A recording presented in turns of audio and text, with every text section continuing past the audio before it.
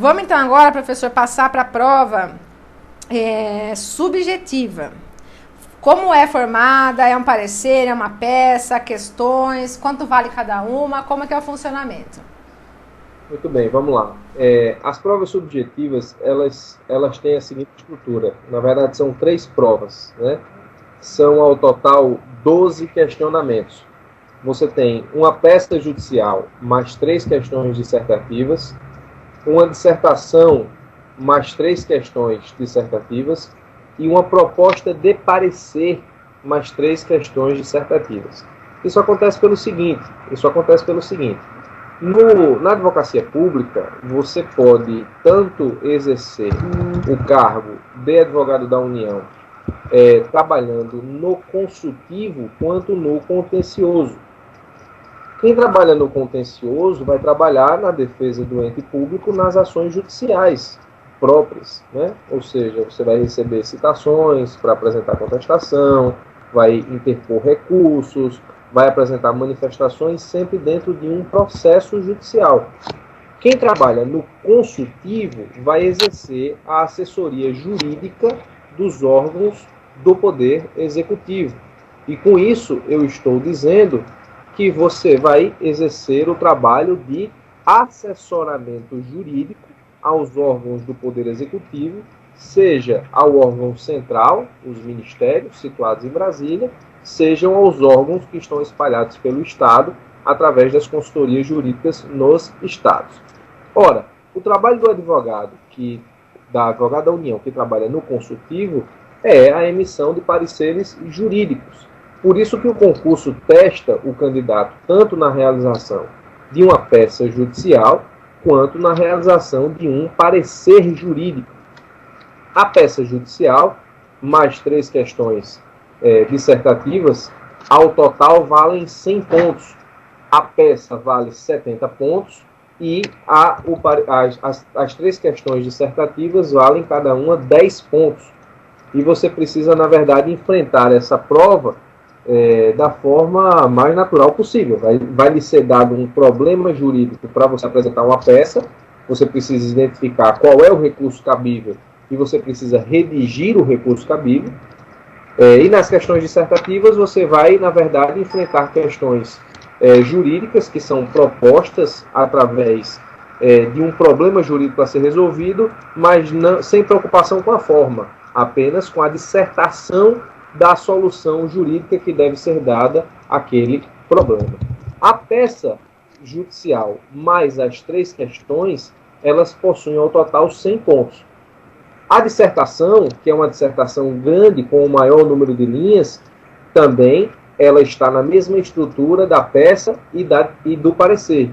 É uma dissertação em que é apresentado um problema jurídico mais complicado e você vai ter uma maior quantidade de linhas para resolver esse problema. No mesmo momento em que você responder a dissertação, você também vai ter 3 questões subjetivas apresentando problemas menores, com a quantidade de linhas também menor, para poder resolver. No que diz respeito ao parecer jurídico, vai lhe ser apresentado um problema que, na verdade, é uma consultoria de algum órgão que é feita à AGU, para você responder como se fosse um advogado da União do consultivo. E somando-se a esse parecer, mais 3 questões dissertativas, para que você possa também responder em menos linhas, mas também de forma fundamentada, apresentando todos os problemas jurídicos ou solucionando todos os problemas jurídicos de cada questão. Muito bem, como eu disse, cada prova discursiva, dissertativa, vale 100 pontos. Parecer mais 3 questões, 100 pontos. Peça mais 3 questões, 100 pontos. E dissertação mais 3 questões, 100 pontos. Ao total, as provas discursivas somadas valem 300 pontos, perdão. 100 mais 100 mais 100, 300 pontos. Onde é que eu estou querendo chegar? Para que você seja aprovado na prova subjetiva e passe à fase oral do concurso, você vai precisar acertar pelo menos 50 pontos em cada prova. Tudo bem? 50 pontos em cada prova, que é o mesmo parâmetro das provas objetivas, mas você também vai precisar, no somatório das 3, ter uma média de 60, ou, melhor dizendo, chegar aos 180 pontos. Se você acertar 50 pontos em cada prova, você vai ter 150 pontos de 300 possíveis. Você vai em 50 pontos em cada prova, você passa em cada prova, mas não passa no somatório das 3. Porque no somatório das 3, você vai ter que ter 180 pontos. Então esqueça os 50 pontos. Você tem que tirar no mínimo 60 pontos em cada prova. Essa é a estrutura da prova subjetiva da AGU. Muito bem. E, Bira, como é que eu me coloco diante de uma prova subjetiva da advocacia pública? Bom, primeiro, você vai poder consultar a legislação. Isso já é um avanço, mas não resolve o problema. Na verdade, consultar a legislação, para quem não sabe o que está fazendo, eu costumo dizer que, na verdade, é um band-aid e não cansa. Botar um band-aid e não cansa não adianta de nada. A legislação existe para lhe auxiliar. Ela não vai resolver o seu problema na prova do concurso. Até porque também, se você não souber e ficar consultando legislação, você vai perder tempo. A verdade é essa. Como é que eu me coloco diante de uma prova subjetiva? Primeiro, se você souber, ótimo. Se você souber a solução jurídica, ótimo. Tenha cuidado para que na solução jurídica você não perca tempo ou você não se descuide da forma.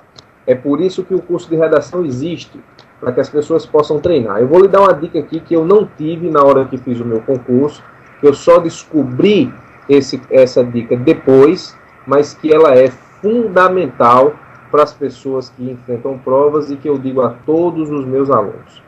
Todo examinador tem um espelho de correção. Toda questão subjetiva, ela é corrigida a partir de uma análise constante no espelho de correção. Então, quando você vai enfrentar uma prova subjetiva, a primeira coisa que você tem que imaginar e pensar é o que consta no espelho de correção do examinador que eu preciso falar. Na verdade, é um exercício de tentar descobrir quais são os principais pontos que o examinador gostaria de ver na sua prova, na sua peça, no seu parecer, na sua dissertação, nas suas questões dissertativas, para que ele possa pontuar bem a sua prova. Ora, esse exercício, ele parte sempre daquilo que é mais relevante para aquilo que é menos relevante. Então você precisa pensar, todas as vezes que for responder questões subjetivas, o que existe de mais relevante no que ele está me perguntando. A partir daí, você desenvolve os temas relevantes e complementa a sua prova subjetiva com os temas menos relevantes. Quais são sempre os temas mais relevantes? Princípios é sempre relevante. Começar uma questão subjetiva, desenvolvendo rapidamente o princípio sobre o qual se funda a sua resposta, é fundamental. Então, se você puder, agora, por favor, não faça disso um tiro ao alvo. Não vá discorrer sobre o princípio da reserva do possível ou sobre o princípio do acesso à justiça, quando a questão pergunta quais são os efeitos, quais são a modulação dos efeitos da declaração de constitucionalidade do Supremo. Uma coisa não tem nada a ver com a outra. É óbvio que você precisa desenvolver um princípio que está determinado ou diretamente ligado ao que está sendo perguntado. E então, a partir deste raciocínio, você precisa traçar um plano de resposta onde você, sendo o examinador da questão, gostaria de ver respondida. A pergunta é a seguinte: se eu fosse examinador dessa questão, quais seriam os principais tópicos que eu gostaria de ver nessa questão? Muito bem, isso é para todas as questões. Para as peças, pareceres que você precisa enfrentar, na qualidade de advogado da União que enfrenta o concurso, que na verdade o que o concurso quer é justamente saber o que você faria se fosse o advogado da União e estivesse resolvendo aquele problema jurídico, é justamente perceber que em peças e pareceres, além da preocupação com o conteúdo próprio da solução jurídico, existem preocupações formais que você precisa estar sempre preocupado.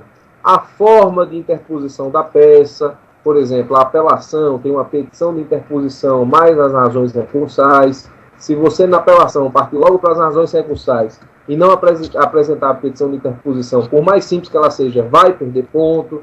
Então, você precisa sempre estar preocupado em apresentar todas as preliminares, para só depois apresentar lá o mérito. Se houver pré-judicial de mérito, também precisa estar topificado. Então, todas as questões formais que constam nas peças judiciais e nos pareceres jurídicos, elas são de fundamental importância, porque o aspecto formal dessas peças também é cobrado no espelho do examinador.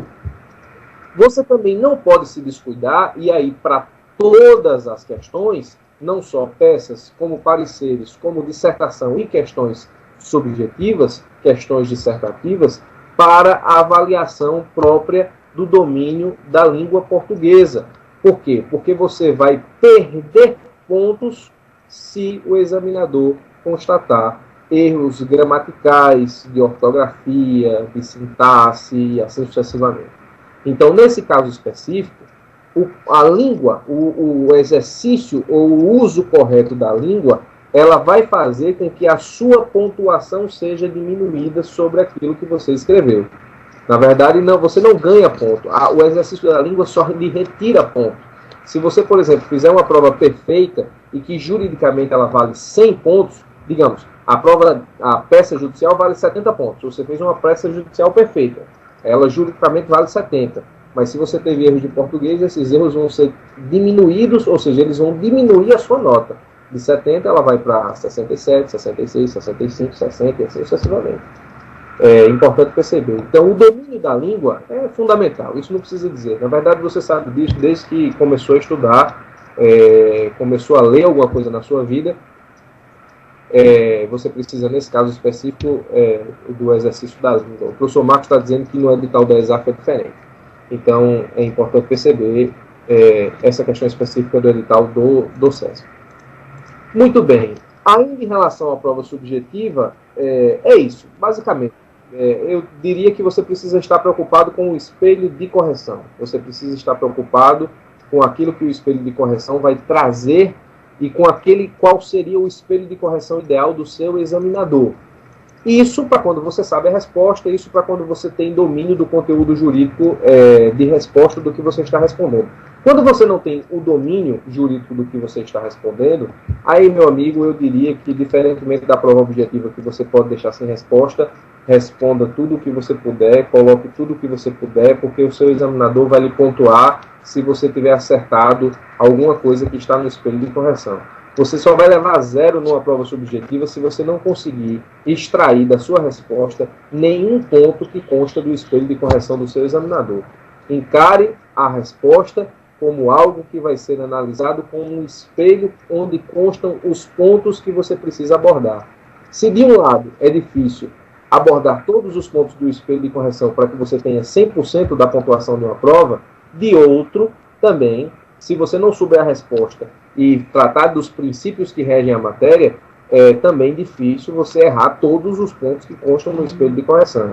De forma que você vai poder extrair lá, ainda que seja o mínimo possível, alguns pontos importantes para a sua aprovação. Lembrando que o que importa no final é chegar aos 50% do grupo e, no total, a média de 60% das provas, no caso, 180 de 300 pontos. Por quê? Só vai para a prova oral os 323 primeiros aprovados no concurso. 323 primeiros aprovados no concurso, se a gente levar em consideração que a expectativa da Advocacia Geral da União se confirme dos 30 mil inscritos, 323 seria o que é 1%, né? 1%. 3.000, 1%, 300. Seria 1, alguma coisa por cento dos inscritos indo para a prova oral. Então, eu realmente acho que o concurso é um concurso muito difícil pelas suas características, pelos seus cortes naturais, os cortes que constam lá do edital. E, portanto, você precisa redigir tudo que for possível e que guarde relação com a resposta lá, para que você possa atingir lá os pontos necessários e a classificação, a classificação na lista de aprovados para enfrentar a prova oral. A prova subjetiva da AGU, eu não diria que é uma prova difícil em termos de conteúdo, mas é uma prova cansativa, extremamente cansativa.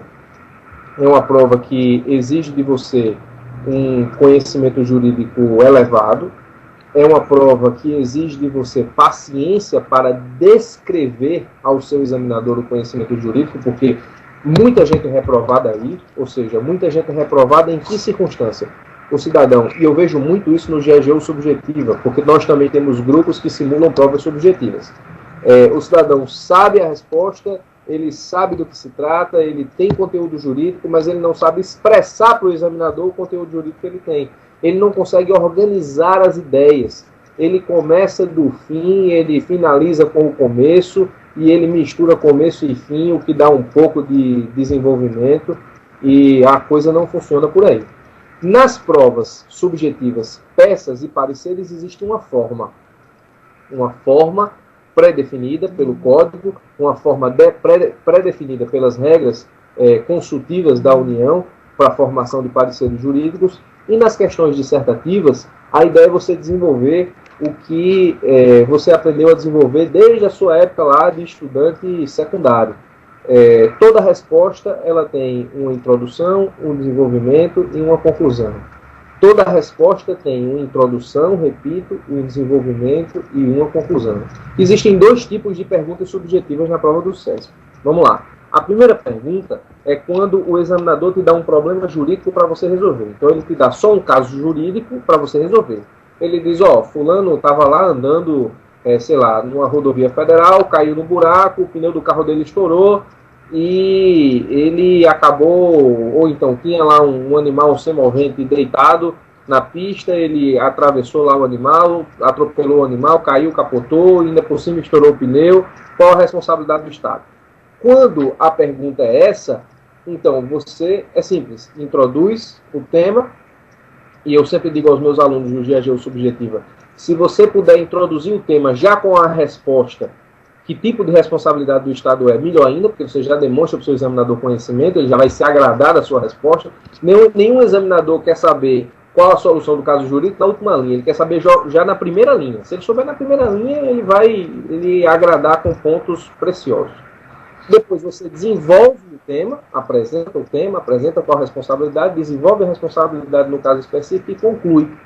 Ainda que repetindo o que você disse lá em cima, com outras palavras, dizendo diante do caso exposto, é claro que aplicando as regras do direito administrativo, a responsabilidade é X. Existe também outro tipo de questão dissertativa. Eu não estou falando de peça e parecer, estou falando de questões dissertativas, que é aquela em que é apresentado o problema jurídico e o seu examinador ele já lista quais são os pontos que ele quer que você fale. Por exemplo, no caso específico aí da responsabilidade civil, ele dá o caso lá e diz assim, redige a resposta abordando os seguintes pontos. Letra A, histórico da responsabilidade civil no direito brasileiro. Letra B, características da responsabilidade objetiva. Letra D, características da responsabilidade subjetiva. Eu disse letra B, pulei para D.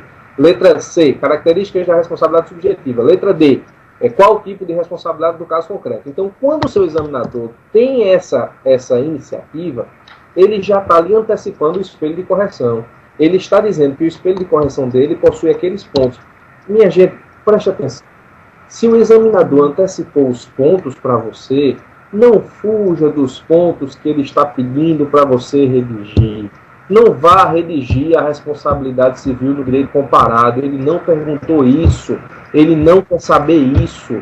Na verdade, você está dizendo ao seu examinador, quando você responde um tópico desse, você está dizendo ao seu examinador, fugindo do que ele perguntou, você está dizendo, olha, examinador, eu não sei a resposta, então eu vou lhe enrolar aqui. Não faça isso, pelo amor de Deus. A sua resposta tem que ter a mesma, ela tem que acompanhar a mesma característica formal do que foi perguntado. Pô, se o cara perguntou letra A, letra B, letra C, letra D, responda letra A, letra B, letra C, letra D. Topifique. Letra A, você perguntou isso, então a resposta é essa. Letra B, você perguntou isso, então a resposta é essa. Letra C e letra D. Ele te adiantou o espelho de correção. Essa é a melhor questão. porque ele está te dizendo o que ele espera da sua resposta. Então você vai lá e responde o que o seu examinador quer. Ao fim e ao cabo, o que importa é agradar o seu examinador. Entenda isso, não se esqueça disso. Para as provas pareceres e peças, há uma forma pré-definida. Para as provas dissertativas, se ele fizer a pergunta ampla sobre a solução jurídica, introdução, desenvolvimento, conclusão. Se ele fizer uma pergunta já te dando quais são os tópicos que ele quer que você desenvolva o seu tema, desenvolva os tópicos que o seu examinador pediu. E a Keila Omura, ela diz assim: professor, recebi a orientação de não colocar a resposta dissertativa em itens. É exatamente o que eu falei, Keila. Se ele perguntar de forma ampla, não faça isso. Introdução, desenvolvimento e conclusão. Mas se o examinador perguntou em itens, responda como ele perguntou em itens. E vai te dizer se você vai responder em itens ou não, é o examinador da forma como ele pergunta. Porque se ele te adiantou quais são os itens que ele quer de resposta, então você organize sua resposta, aí é a minha recomendação, você organize a sua resposta de acordo com os itens que ele te pediu. Vai ser muito mais fácil para que ele examine na tua resposta se você atendeu aos itens que ele pediu, do que ele ficar procurando em todas as tuas linhas se tu falou de todos os itens que ele pediu. Deixa as coisas claras e organizadas para o teu examinador, porque vai ser mais fácil para que ele identifique a tua resposta, e tudo o que você precisa demonstrar para o seu examinador é conhecimento limpo, conhecimento claro, e que ele consiga rapidamente chegar à tua resposta.